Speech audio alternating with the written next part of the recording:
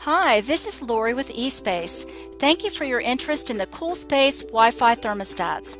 I'm going to provide a quick overview for you on getting started with this effective, efficient, and cool tool.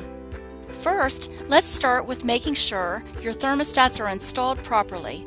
We suggest having a licensed HVAC vendor install these according to the user guide that was provided at the time of purchase. Once the thermostats have been physically installed and connected to the internet, your COOLSPACE portal account must be created. This has to be done by the eSpace customer support team and usually occurs at the time of purchase.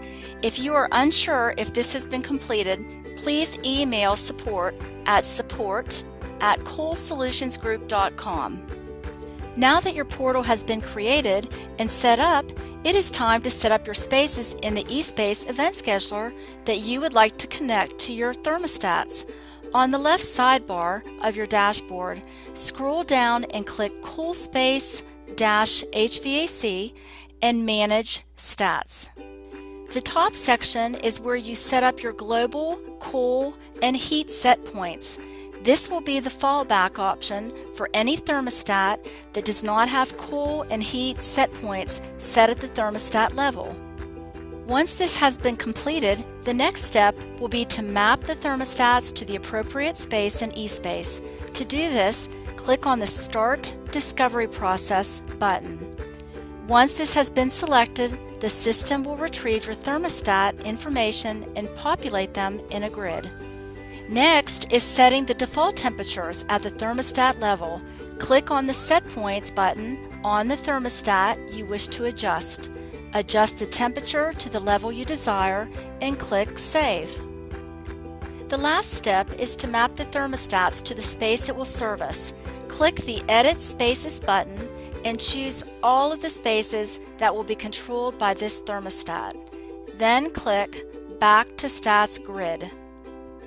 It is important to note that eSpace controls your global schedules.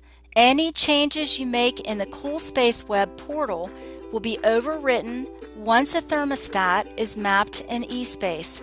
If you override a thermostat, the schedule will not kick in until the next event.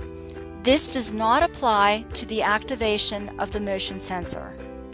As an additional note, the two calendar icons in the portal are different, and the differences should be mentioned. The first calendar icon in HVAC control is for your weekly schedule. This should just be used for normal schedules.